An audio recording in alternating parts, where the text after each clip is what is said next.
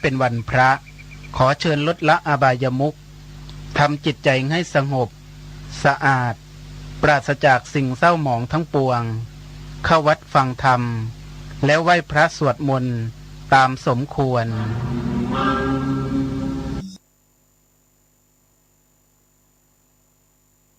ก็ไปดูที่จริตของคนเรานั้นมีจริตอยู่ทั้งหมดแต่ที่มีอยู่ในคำสอนทางพระพุทธศาสนานั้นมีอยู่6ประเภทด้วยกันคนราคะจริตนั้นเป็นอย่างไรคนที่รักสวยรักงามชอบแต่งเนื้อแต่งตัวชอบเครื่องประดิษฐ์สวยงามอะไรต่างๆเหล่านี้เป็นลักษณะของคนที่มีราคะจริตคนที่จริตใจร้อนหงุดหงิดง่ายชอบแสดงอำนาจบาดใหญ่นิสัยเกเรทำอะไรก็เร็วๆพูดกันเร็วๆไม่สนใจเรื่อง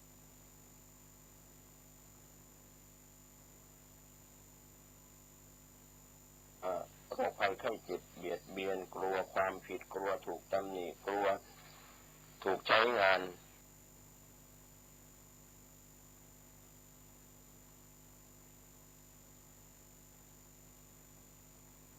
ถ้าทำถูกทำผิดหรือไม่ผิดอย่างไรก็เรียกว่าคนโมหจริตก็ลุ่มหลงไปตามอารมณ์ของตนส่วนจริตที่4นั้นก็คือพวกศรัทธาจริต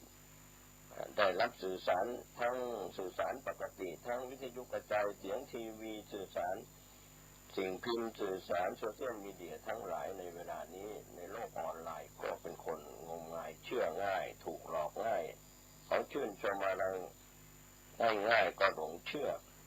ว่าตนเองนั้นเขาชมนั้นเป็นความดีมีจริงไหมก็ไม่พิจารณาถูกตำหนิก็คิดว่าตนเองยังดีอยู่ทั้งที่ตนเองทำความชั่วโดนคนอื่นตำหนิหรือตักเตือนก็เรียกว่าเป็นคนเชื่อง่ายแปลว่าคนเชื่อง่ายก็กลายเป็นคนถูกหลอกง่ายในส่วนของศรัทธาจริตส่วนจริตที่เป็นพุทธิจริตนี้ก็อาจจะดีหน่อยชอบคิดมีเหตุมีผลระมัดระวังชอบศึกษาชอบค้นคว้าชอบตรวจสอบชอบเรียกว่าใช้ปัญญาเป็นทุนเดิมเป็นนิสัยสันดานมาแต่เกิดคนประเภทนี้ก็เรียกว่าพุทธิจริตเรียนก็เป็นทำงานก็เป็นหรือเรียกว่าการป้องกันหรืออยู่ร่วมสังคมแบบสบายๆเป็นคนพุทธิจริตส่วนเป็นจริตที่5เนี่ยนะครับส่วนจริตสุดท้ายพวกวิตกจริตก็คือบางคนเนี่ยเป็นคนวิตกกังวลฟุ้งซ่านขี้บ่นจู้จี้จุกจิกทำงานแบบหยิบฉวยเรียกว่าจับวางทำไม่ทำเอาไม่เอาอะไรชอบเรียกว่าเป็นผู้ตามเสมอไม่ใช่ลักษณะของผู้นำก็อ้างว่าหัวหน้าสั่งงานจะถูกจะผิดจะทำอะไรถูกอะไรผิดไม่สนใจหัวหน้าหรือผู้นำที่สั่งให้ทำงานดังนั้นวันนี้คนเราจึงมีจริตทั้งหมด6ประเภทด้วยกันข้อที่6นั้นวิตกจริตพวกนี้สั่งไปตายก็ตายเพราะอะไรเพราะว่าไปเชื่อผู้นำไม่ได้รักษาความเป็นเนื้อแท้การจะเป็นผู้นำนั้นเป็นได้โดยยากพวกนี้ชอบเป็นผู้ตามไม่ใช่ลักษณะของผู้นำส่วนลักษณะของผู้นำก็คือผู้ที่มีพุทธิจริตทำอะไรก็จะนำไปทางถูกหรือทางผิดเท่านั้นวันนี้ก็ฝากไว้ในเรื่องของความเครียดที่เราจะต้องกล้าเผชิญกับความจริงที่เกิดขึ้นในขณะนี้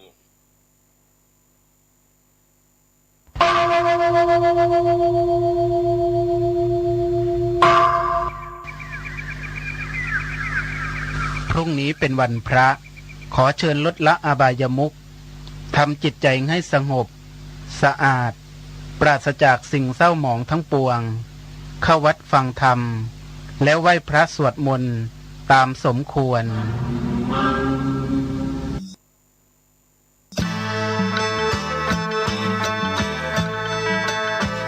ออกพรรษาถวายผ้ากฐินทานสืบสารพุทธประเพณี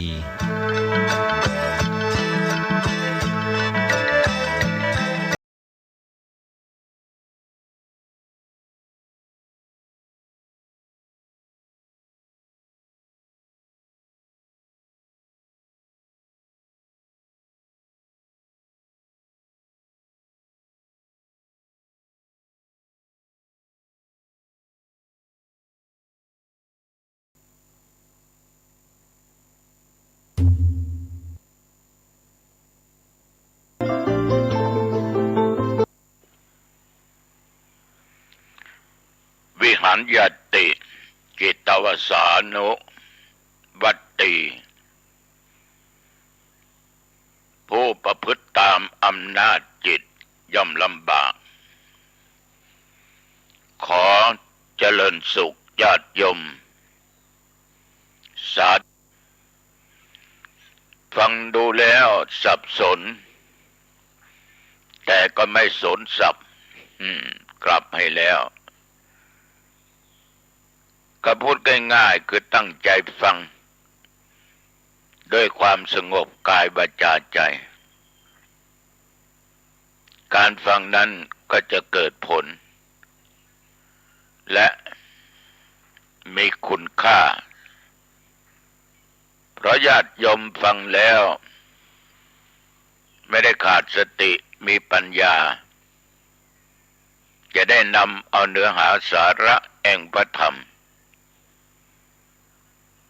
ไปตรึกตรองไปพิจารณาถ้าเห็นว่าธรรมะบทนั้นตอนนั้นมันดีเราก็นำไปประพฤติปฏิบัตินั่นแหละผลดีก็จะเกิดขึ้นต่อชีวิตของเราพี่น้องญาติโยมทั้งหลาย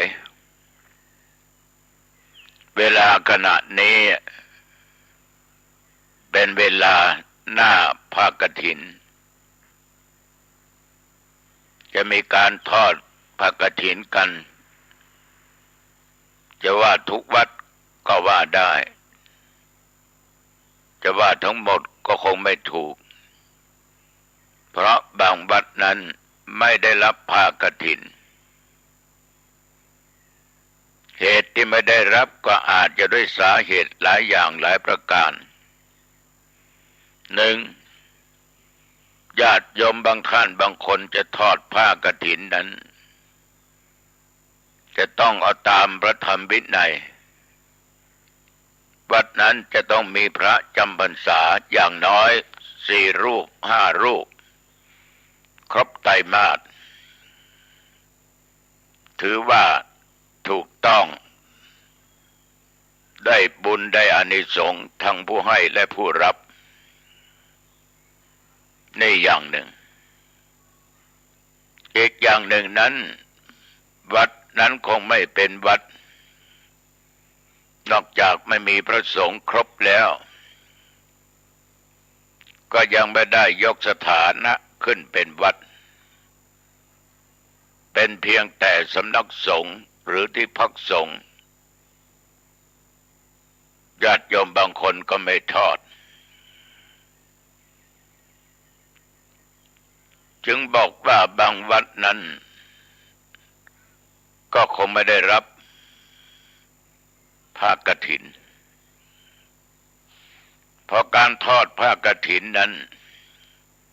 โยมที่รู้ในพระธรรมวินัยก็จะคิดอย่างนี้แต่ว่านะโยมจะทำบุญจะสร้างความดีอะไรก็ตามถ้ามันเป็นสิ่งดีเป็นสิ่งบุญโยมก็ทำไปการรับผ้ากฐินนั้นพระสงฆ์ผู้ครองผ้ากฐินได้รับอานิสงส์ยกตัวอย่างให้ฟังสัก1 ข้ออาตมาภาพรับผ้ากฐินเอามาครองไปที่ไหนไม่ต้องบอกไม่ต้องเอาพระไตรจีวรไปครบก็ได้ฉันร่วมกับคณะก็ได้เหล่านี้เป็นต้นมันเป็นอานิสงส์เกิดขึ้นแก่ภิกษุองค์นั้นแต่โยมนั้นได้บุญพอโยมตั้งใจจะทำแล้วได้บุญอย่างแน่นอนเกิดจากเจตนาเกิดจากศรัทธาของโยมในปัจจุบันนี้การทอดผ้ากฐินนั้นส่วนมาก เราต้องการบริวารเป็นต้นว่าปัจจัยมาพัฒนาวัดมาสร้างเสนาสนะจะเป็นโบสถ์เป็นวิหารพระธาตุเจดีย์กุฏิศาลากำแพงหอไตรหอฉันเหล่านี้เป็นต้นเรื่องผ้าครองนั้นก็เป็นเรื่องของพระสงฆ์ญาติโยมผู้ให้ทานย่อมได้บุญอย่างแน่นอนอย่างไรก็ตามญาติโยมวัดนั้นพระมันไม่ครบสี่ครบห้าก็อนุโลมปฏิโลมนิมนต์สงฆ์ที่อื่นมาเป็นสงฆ์ให้ครบได้ไม่มีปัญหาในยุคปัจจุบันนี้จะหาพระ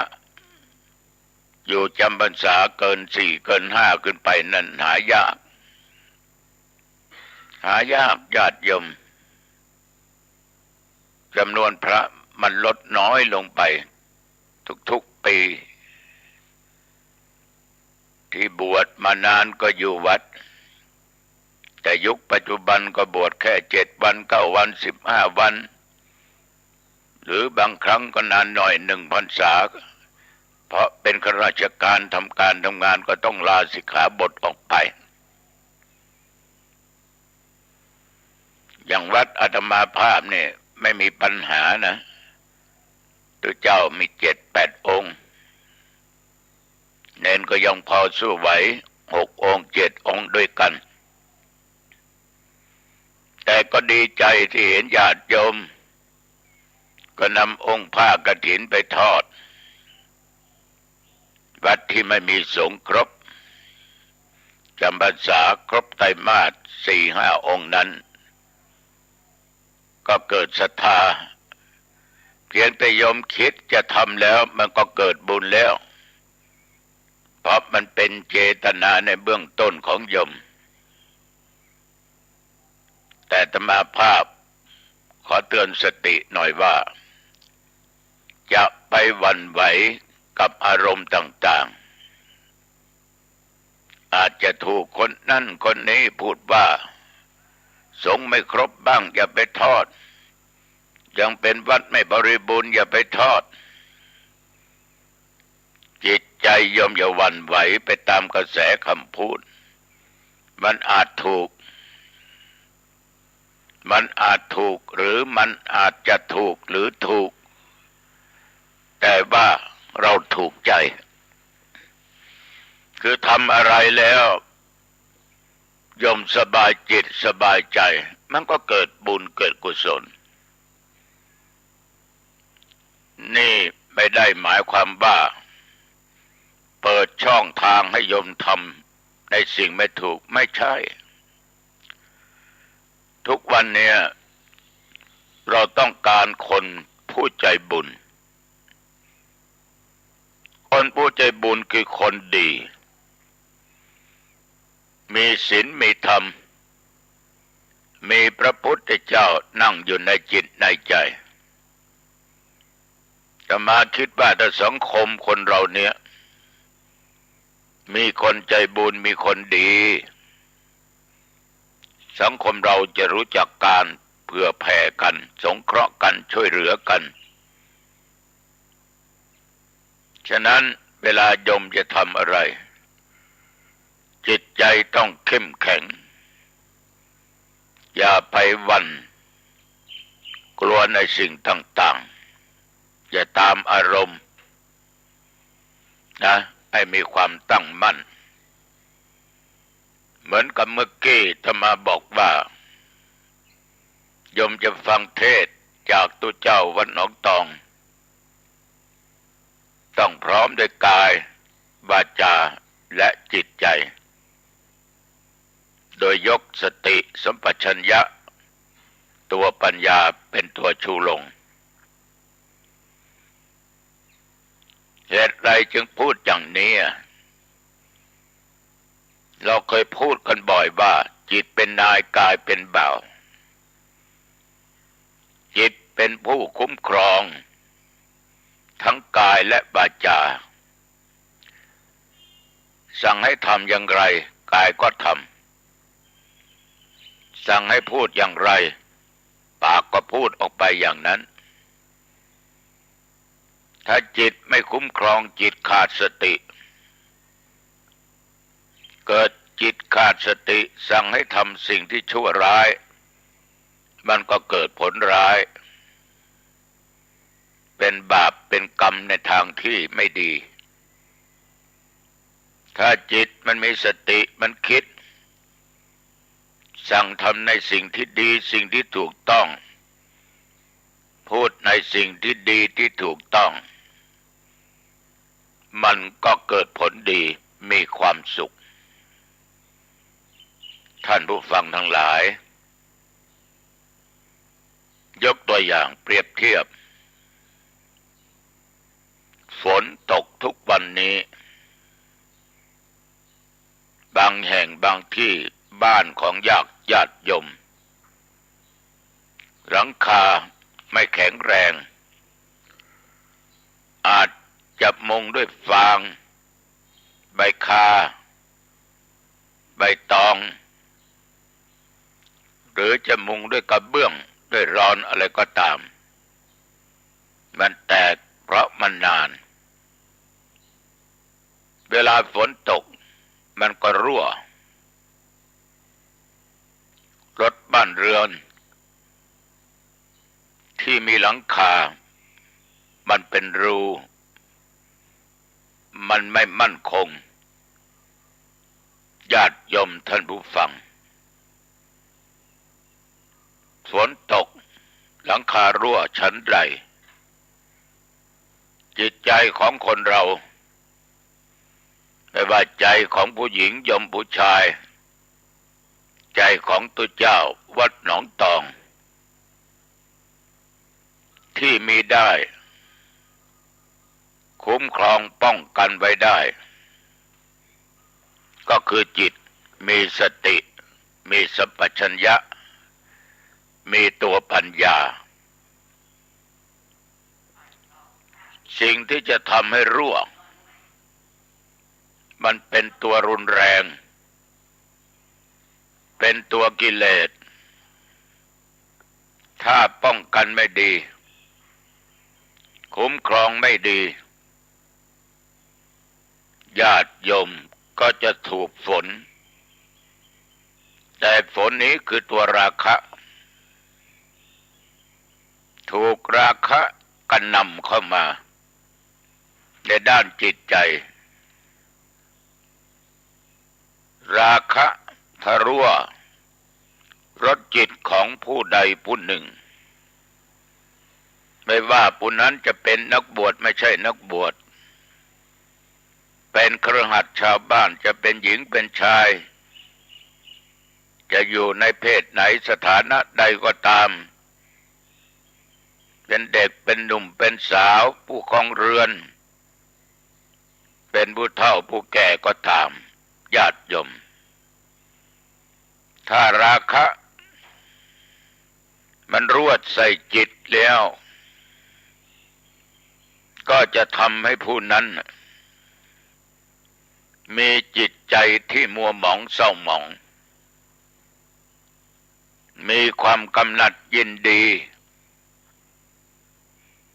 อยู่ในรูปอยู่ในเสียงอยู่ในกลิ่นอยู่ในรสในการสัมผัสและอารมณ์ญาติโยมทั้งหลายทุกวันนี้ที่เราเป็นไปอย่างนี้เพราะว่าจิตของเรานี่มันไม่มั่นคงมันมีช่องว่างตัวกิเลสเลยรั่วเลยซึมเข้าไปคือตัวราคะในรูปในเสียงในกลิ่นในรสในการสัมผัสและอารมณ์ต่างๆถ้าเราปล่อยไว้นานๆในญาติโยมจิตก็เศร้าหมองมัวหมองถ้าไปติดข้องอยู่สิ่งใดสมมุติติดอยู่ในรูป ติดอยู่ในเสียงติดอยู่ในกลิ่นติดอยู่ในรสในรูปนี่แหละ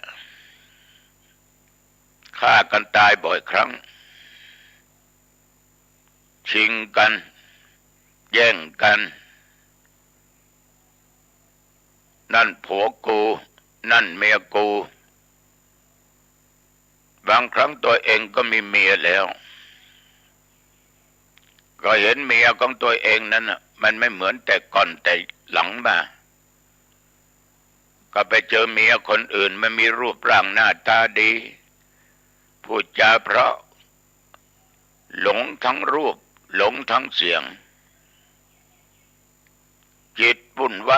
วายจิตคิดตลอดเวลาว่าจะทำยังไงให้ได้หญิงคนนี้มาเป็นของตัวเองทั้งที่รู้แล้วว่าเขาก็มีสามีมีคู่ครองแต่ยังดันไปหลงจะออกมาจนได้ฝ่ายผู้หญิงญาติโยมทั้งหลายก็หลงในรูปผู้ชายรูปหล่อกว่าผัวกูพูดจาเพราะกว่าผัวกูเอาใจดีกูอยากได้อันไหนอันใดมันก็เสาะหาให้ก็ได้ทำให้ลุ่มหลงจิตตก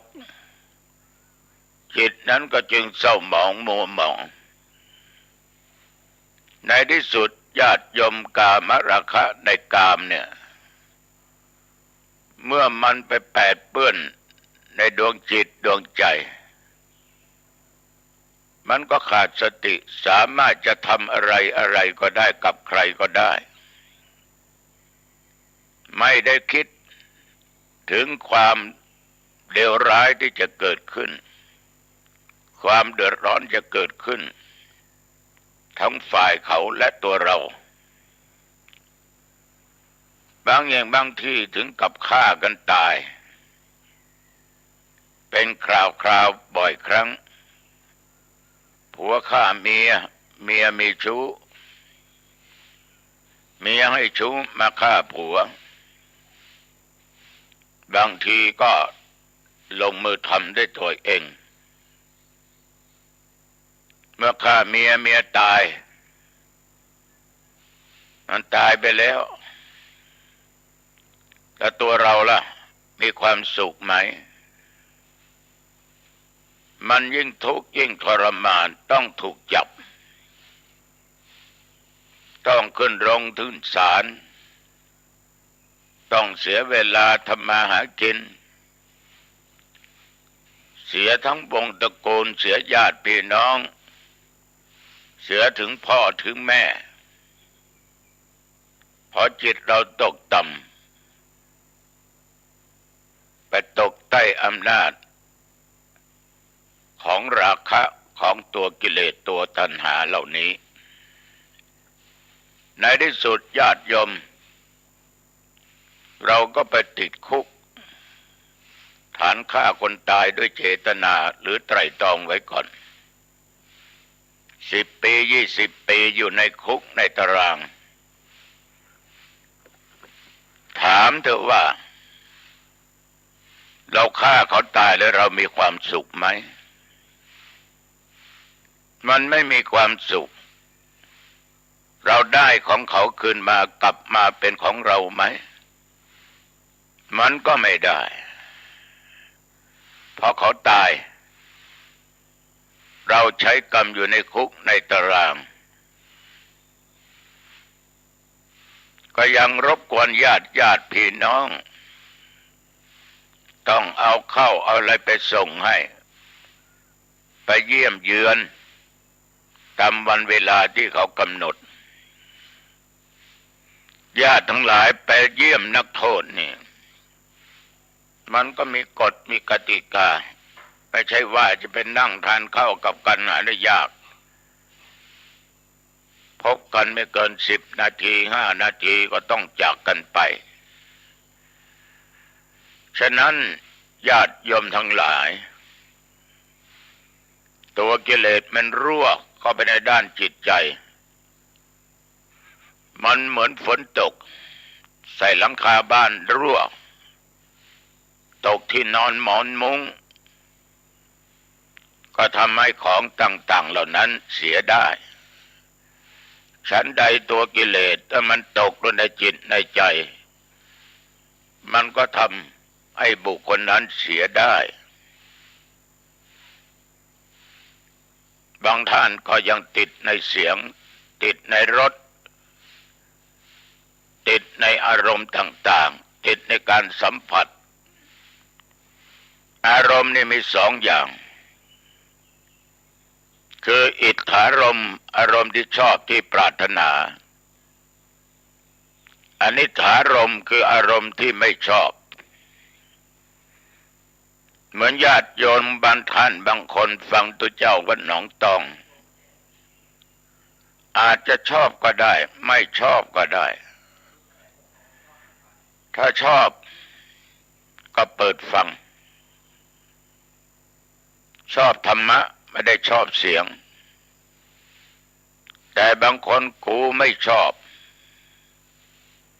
สถานีวิทยุไหนๆมีรายการธรรมะกูไม่ฟังเพียงแต่คิดว่ากูไม่ชอบมันก็เป็นทุกข์ยิ่งได้สัมผัสเสียงได้ยินเสียงมันยิ่งเป็นทุกข์ญาติโยมอย่าให้ตัวนี้มันตกลงมาสู่ด้านจิตใจของเรานี่เป็นสิ่งสำคัญอย่างยิ่งที่ทุกวันญาติโยมประสบปัญหาต่างๆนานาก็มาจากตัวนี้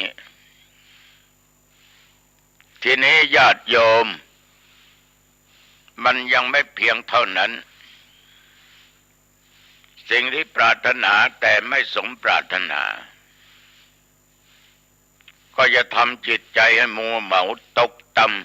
ำมัวหมองยิ่งขึ้นไปตกต่ำยิ่งขึ้นไปก็มีโทสะที่แปลว่าร้ายกาจ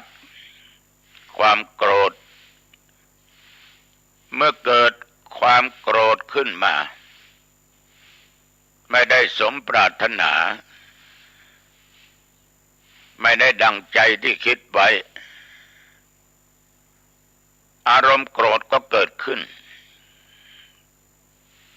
อารมณ์โกรธนี่ญาติโยมสามารถทำอะไรได้ทุกอย่างแม้แต่พ่อแม่เขายังฆ่าได้ลูกฆ่าได้เมียฆ่าได้ผัวฆ่าได้ตัวเจ้าก็ฆ่าได้ถ้ามันเกิดอารมณ์ให้ความโกรธครอบงำในด้านจิตใจเพราะมันเป็นไฟที่ร้อนแรงมากไฟคือโทสะโทสะอคิอคิคือไฟญาติโยมเมื่อความโกรธไม่ได้อะไรสมปรารถนาก็จะทำอะไรก็ได้ทั้งนั้นเหมือนข่าวคราวที่ลงกันอยู่บ่อยครั้งว่าลูกฆ่าแม่ลูกฆ่าพ่อเพราะลูกไปหลงในยาบ้าติดยาบ้าเขาก็บอกเลยว่านี่คือยาบ้าบุคคลไหนบุคคลใดเสพเข้าไปมันก็เป็นบ้าจิตมันหวั่นไหวฟั่นเฟือนตามัวตาฟางก็คือตาจิตตาใจนั่นแหละเข้ามาบ้านแม่ขอตังค์100 บาทแม่ก็ตอบว่ากูไม่มีไม่มีกูขอไม่ได้ลงไม้ลงมือเตะต่อยแม่ตีพ่อบางครั้งก็ใช้อาวุธเป็นมีดกับปืนกับอะไรจิปาถะทำร้ายร่างกายแม่จนตายโดยไม่ได้นึกว่าจะเป็นกรรมอันหนักที่สุดภาษาพระว่าอนันตริยกรรมบุคคลชนิดตายแล้วห้ามสวรรค์ห้ามนิพพานเพราะเขาขาดสติ ขาดตัวปัญญาไม่กลัวบาปกลัวกรรมในการกระทำของเขา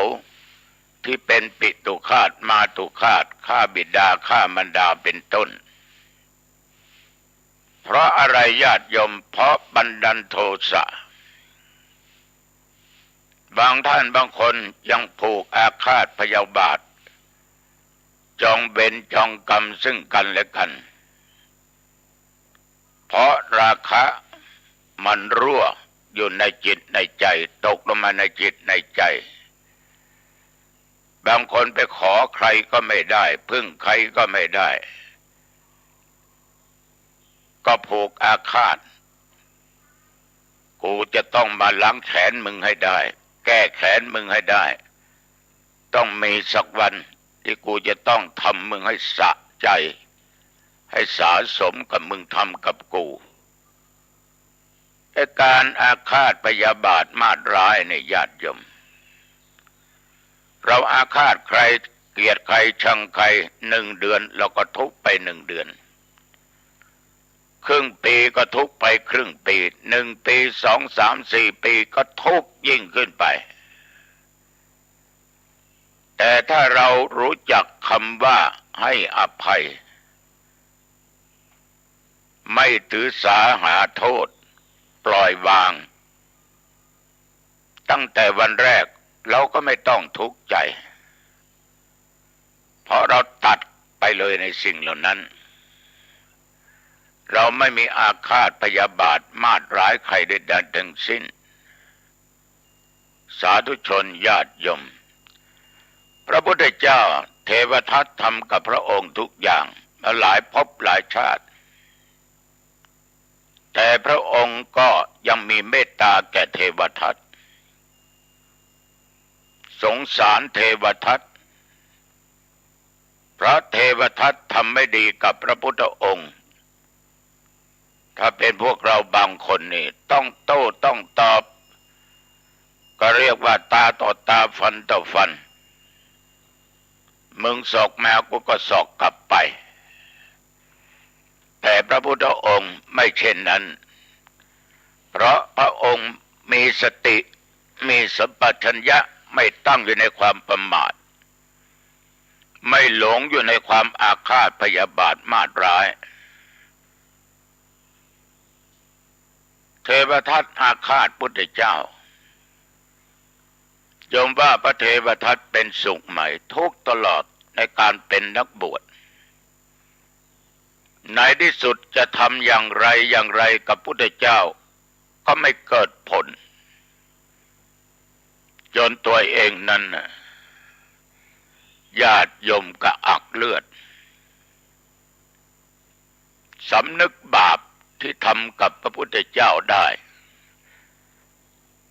ก็อยากขอเข้าเฝ้าพุทธเจ้าโดยบาปกรรมอันหนักสาหัสที่เทวทัตทำไว้ก็ไปเข้าเฝ้าไม่ถึงถูกแผ่นดินสูบญาติโยมตายตกนรกอเวจีแต่ว่า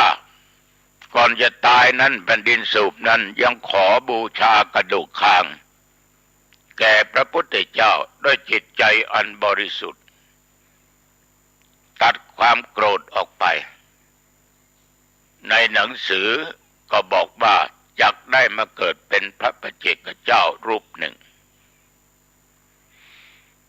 พี่น้องญาติโยมคนทำผิดกลับใจได้ดีก็มีไม่หลงอยู่ในกามราคะตัวกิเลสไม่อาฆาตพยาบาทไม่โทษใครรู้จักปล่อยวางและให้อภัยย่อมเป็นสุขได้ชื่อว่าเราเอาชนะเราชนะแล้วญาติโยมท่านผู้ฟังทั้งหลายถ้าโยมยังปล่อยให้โทสะเกิดขึ้นความโกรธเกิดขึ้นอาฆาตพยาบาทเกิดขึ้นไม่ปล่อยวางโมหะคือความหลง มันก็ยิ่งจะทวีคุณมากมากขึ้นไปก็บอกอยู่แล้วว่าหลงทางเดินถ้าเป็นหลงทางโลกมันก็สามารถกลับได้เหมือนดังที่เคยพูดกับญาติกับโยมบ่อยๆว่าหลงทางนั้นกลับได้แต่หลงใจนี่กลับยาก อาตมาภาพไปเทศหลายที่นะหลงทางยกตัวอย่างครั้งหนึ่งไปเทศที่บ้านแม่คืออำเภอดอยสะเก็ดมันหลายสิบปีแล้วไม่ได้ไปเทศนะในบ้านที่ต้องไปเทศนั่นนะ40 กว่าปีก่อนนั้นบ้านในย่อมนั้นหมู่บ้านนั้นจะเข้าไปเทศต้องเดินไปตามคันนาของหมู่บ้านแต่เดี๋ยวนี้มันถนนเทคอนกรีตหมดมีหลายซอกหลายซอยหลายมุมถ้ามีคนบอกทางให้แล้วยังหลงแล้วก็กลับมาถามที่วัดหลงเข้าไปในงานอื่นก็มีแต่ว่าในที่สุดก็ไปถึงงานจนได้เพราะมันมีทางแก้อย่างน้อยก็ถามคนอื่นแต่วันนั้นหลงไปในงานขึ้นบ้านใหม่ไม่ใช่งานทำบุญหาคนตาย ไทยใหญ่เขาขึ้นบ้านใหม่กันเอ้างานทำบุญหาคนตายต้องมีดนตรีล่ะมีการเลี้ยงข้าวเหล้ายาปลาปิ้งกันล่ะเป็นว่าทำบุญขึ้นบ้านใหม่ก็ต้องกลับออกมาแล้วก็ไปถึงที่งานทำบุญหาคนตายได้ก็เรียกว่าวนไปก็วนมาแต่ก็ไปถึงได้นั่นคือหลงทางแต่จิตใจตะลุ่มหลงอยู่ในกามคุณเนี่ยในรูปในเสียงในกลิ่นในรสจะเป็นรสอาหารรสนั้นรสนี้รสอะไรก็ตามในการสัมผัสของแข็งของนิ่มของนวลก็ตามอารมณ์ต่างๆจะเป็นธรรมารมณ์ที่ชอบไม่ชอบก็ตามเพราะมันเกิดจากอายตนะภายในตาหูจมูกลิ้นกายและใจตาได้เห็นรูปหูได้ยินเสียงจมูกได้กลิ่นลิ้นได้รสโผฏฐัพพะสัมผัสของนิ่มนวลอารมณ์มีสองทางดังที่กล่าวทั้งที่ชอบและไม่ชอบก็คือรูปเสียงกลิ่นรส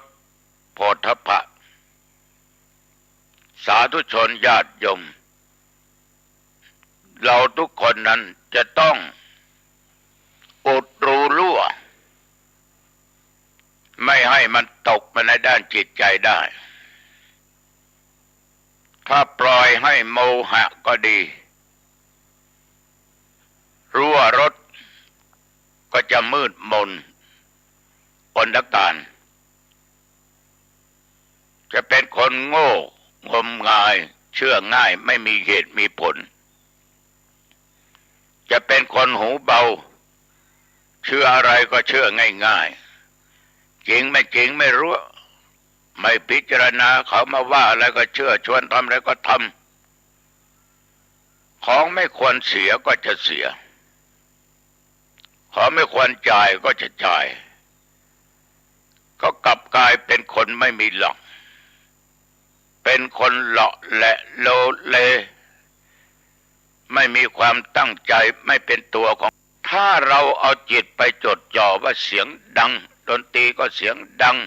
คาราโอเกะก็เสียงดังกูอยากจะหลับกูอยากจะพักผ่อนกูหลับไม่ได้นอนไม่ได้เพราะเสียงดังอะไรจะเกิดขึ้นถ้าปล่อยเหล่านี้มันมารั่วใส่จิตใจ ดีไม่ดีเกิดความหลงเกิดโทสะโมหะอะไรขึ้นมามันจะอดไม่ได้มันจะต้องออกห้องแล้วไปยืนชี้หน้าด่าเขาว่ากูจะหลับผ่อนเสียงลงบ้างไม่รู้จักกาลเวลาโอ้ยอมว่าจิตใจเขาจะยังไงไปขัดความสุขของเขาบางคนอาจจะมีสติลดน้อยหลวงพ่อจะหลับบางคนว่ามันคนละเรื่องนี่ในบ้านนั้นมันในวัด อะไรจะเกิดขึ้นมันจะโต้เถียงกันดีไม่ดีมันจะไม่มาวัดอีกฉะนั้นญาติโยมอย่าให้มันรั่วเข้ามาสู่ในด้านจิตใจของเราต้องคุมให้ดีคุ้มครองให้ดีนี่ผ่านมาหลายอย่างหลายประการไปนั่งเทศงานศพของตุเจ้างานศพของคนบ้านตุเจ้า4 องค์ก็นั่งบนอาจจะสวดระหว่างที่กำลังเทศนะยังไม่จบนะโยมนะหลังเต็นท์นั่นน่ะมีการเล่นไฮโลกันเจ้าหน้าที่ตำรวจบุกเพราะมีคนไปแจ้งนักเล่นการพนันแตกฮือเลยเขาไม่ไปที่ไหนวิ่งมาในเต็นท์ที่กำลังเทศดังเลยโยมอาตมาเห็นท่าไม่จับการตัวเจ้า4 องค์ที่เตรียมตัวเทศกูแอนมึงแอนอาตมาภาพอยู่บนธรรมาสน์มรรคนายกเอาการเทศมาถวายท่านพระครูครับมันไม่ปกติแล้วเราก็สัปปียุวันโดสุขังพลังมรรคนายกจับซองใส่ถุงย่ามเดินออกจากเต็นท์ไปขึ้นรถกลับหนองตองเรายังมีสติมีจิตอันมั่นคงไม่หวั่นไหวไม่ให้มันรั่วมาถูกต้องป้องกันด้วยอารมณ์ด้วยสติสัมปชัญญะดีไม่ดีกระโดดลงธรรมะขาจะหักนะญาติโยมท่านผู้ฟังทั้งหลายการที่เราคุ้มครองจิตใจเราให้อยู่ได้นั้นเราจะอยู่เป็นสุขถ้าเราไม่สามารถคุ้มครองด้านจิตใจเรามันก็จะมีความทุกข์ตลอดไปฉะนั้นภาษิตที่ว่าเมื่อกี้นี้ก็ขอฝากไว้กับญาติกับโยมนำไปคิดจิตตังทันตังสุขาวหังจิตที่ฝึกได้แล้วนำสุขมาให้วันนี้รบกวนเวลาญาติโยมมาพอสมควรนะขอฝากธรรมะกับญาติกับโยมนำไปคิดเอาแล้วนะเข้าบ้านปิดประตูบ้านขึ้นบ้านปิดประตูหอเรือนหน้าต่างให้เรียบร้อยเก็บของมีค่าไว้ดีๆเข้าห้องน้ำอาบน้ำชำระกายหรือจะทานข้าวทานอะไรขนมอะไรก็ตามอาบน้ำแปรงฟันเปลี่ยนผ้าเปลี่ยนผ่อนเก็บของมีค่าที่โยมจะใช้ไว้ที่โยมมองเห็นจะไปทำงานพวกนี้จะได้เห็นง่ายๆจะไม่ลืมกันลืมเข้าห้องพระเข้าห้องนอนไหว้พระ5 หนคือกราบพระพุทธพระธรรมพระสงฆ์กราบพระมารดาบิดานึกถึงพระคุณของท่านกราบครูอาจารย์และพระอุปชฌะที่สร้างเรามาให้ศิลปะวิชาต่างๆแก่เราและเจริญสมาธิภาวนาไม่ต้องกำหนดก่อนจะเจริญสมาธิให้ไหว้พระสวดมนต์3 บทคุณแห่งพระพุทธคุณแห่งพระธรรมคุณแห่งพระสงฆ์อิติปิโสสวากขาโตสุปฏิปันโนแล้วเจริญเมตตาภาวนาจบกี่วินาทีกี่นาทีสุดแล้วแต่แผ่บุญกุศลให้แก่สรรพสัตว์เจ้ากรรมนายเวรเทวบุตรเทวดาตลอดจนผู้มีพระคุณจะเป็นพ่อเป็นแม่ครูบาอาจารย์อุปชฌะมิตรสหายทั้งหลาย อันเป็นเพื่อนร่วมโลกร่วมชีวิตเดียวกันแผ่บุญกุศลให้ทุกคนและอย่าลืมตั้งจิตตั้งใจว่าข้าพเจ้าเกิดมาชาติไหนชาติใดอันว่าความอดความอยากจงอย่าได้เกิดมีแก่ข้าพเจ้าเกิดมาพบไหนพบใดก็ตามความทุกข์ความยากจงอย่าได้เกิดมีแก่ข้าพเจ้าข้าพเจ้าขอได้เกิดพบพระศิริยะเมตไตรนอนหลับสบายตื่นมาก็สบายอายุวันโนสุขังพลังพบกันใหม่โอกาสหน้าเจริญพร